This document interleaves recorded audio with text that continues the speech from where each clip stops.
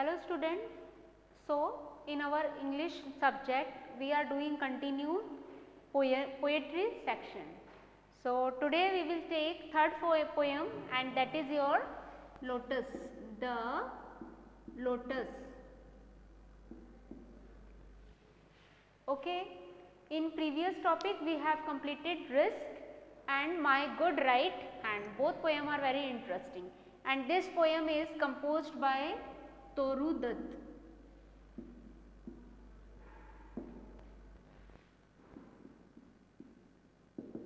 Okay.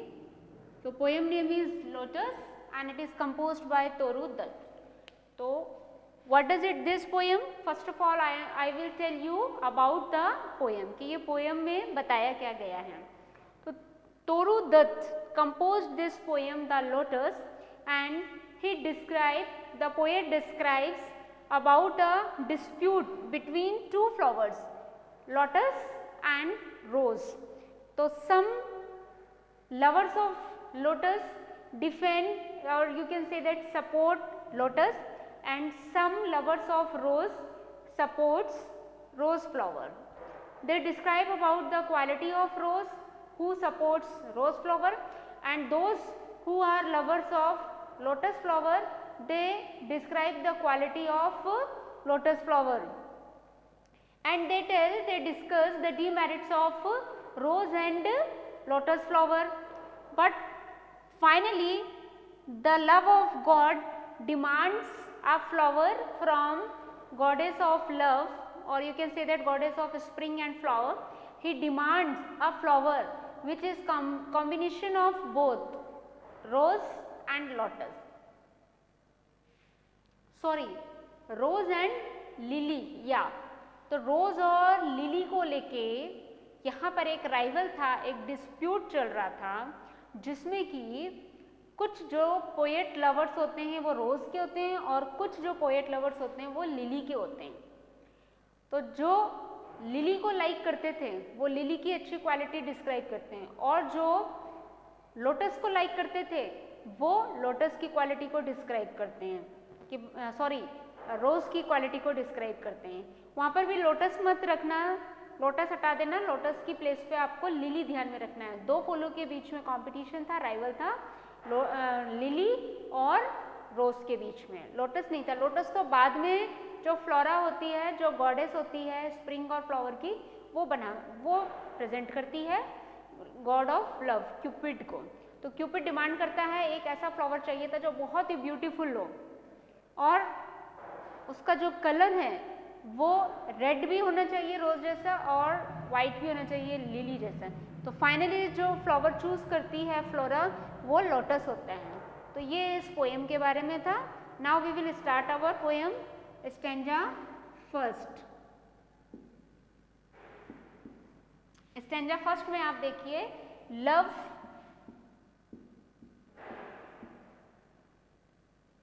Love came to Flora.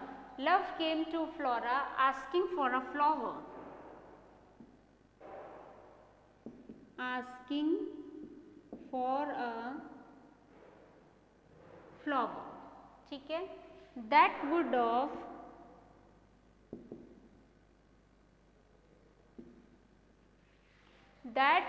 of flowers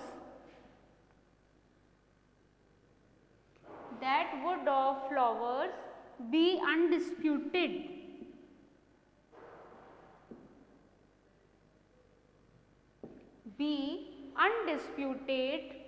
queen, means queen of flower. The lily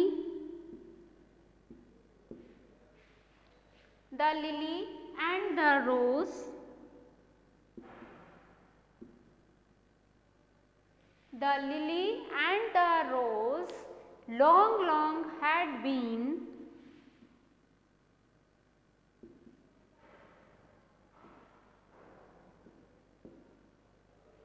long had been rivals for that high honor. Rivals for that high honors. So, what happened in this stanza? In previous topic we have discussed how to give explanation, reference, context, then after explanation. So, your reference, these lines have been taken from the poem The Lotus and it is composed by Toru Dutt. In context you will be right, these lines describe the love, or who is love? Cupid. Cupid जो आपकी Roman, जो आपकी Greek, जो ये जो Greek ग्रंथ होते हैं, जो रोमन जो हैं, उनके अकॉर्डिंगली जो क्यूपिड है वो आपका गॉड ऑफ लव है. तो क्यूपिड love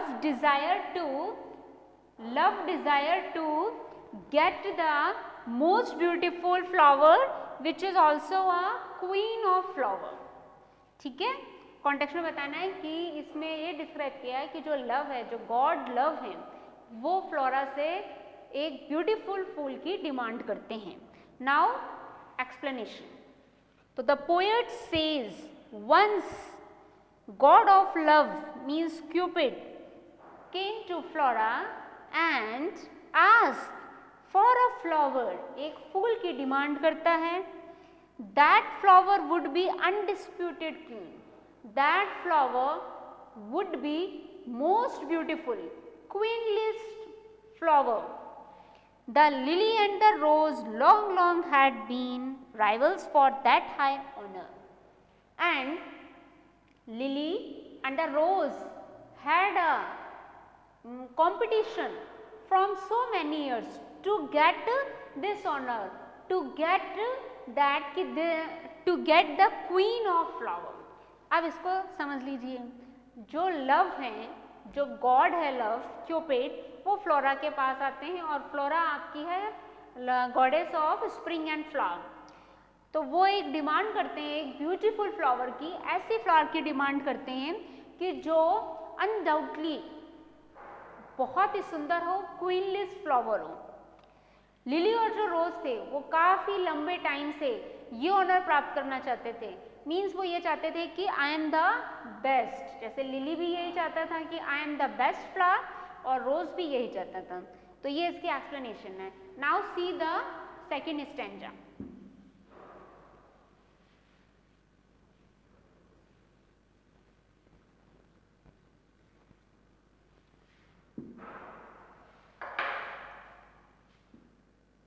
अब सेकेंड स्टैंजा में देखते हैं. Birds of power,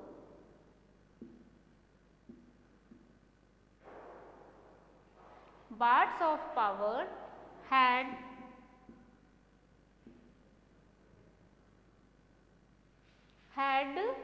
sung their claims.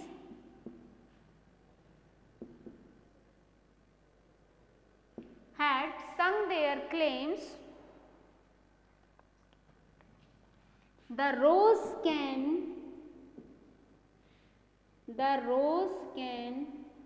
never tower like the pale lily, like the pale lily with her Juno.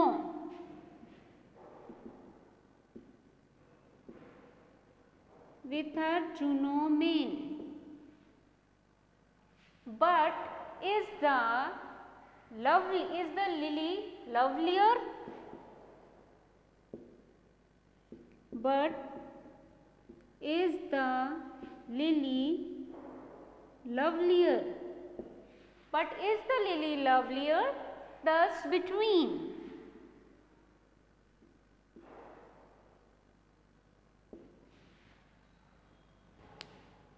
flower fractions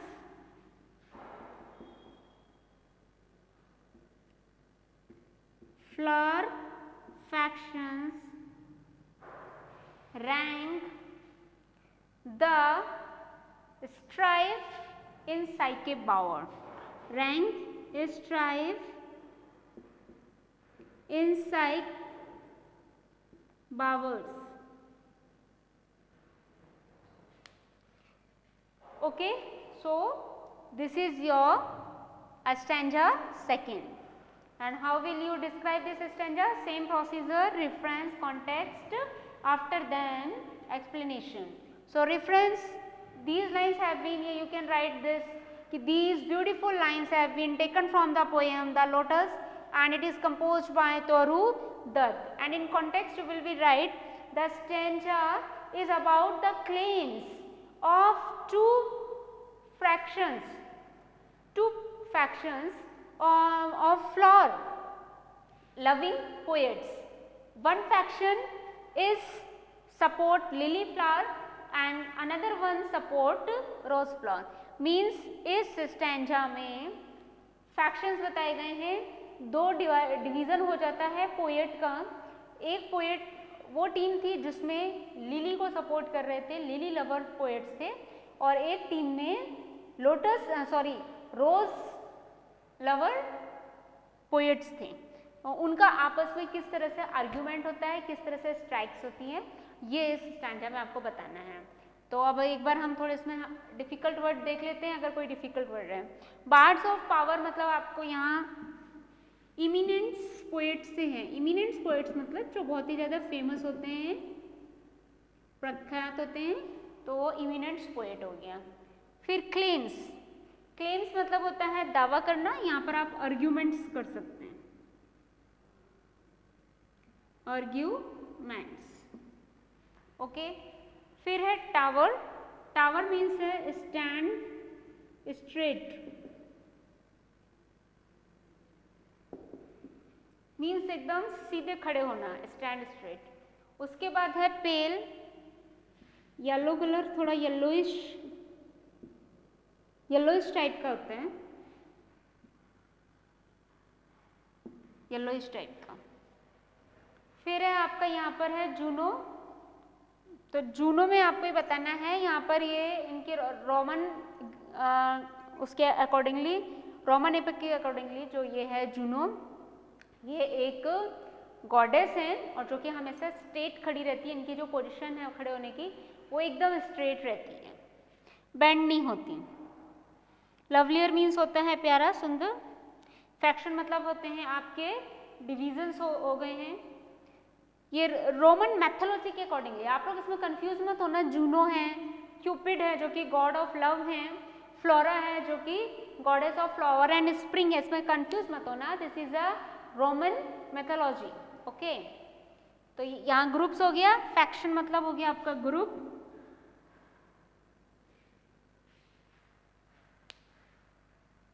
और साइके जो है आपका, साइके बावर्स है, इसमें beloved of,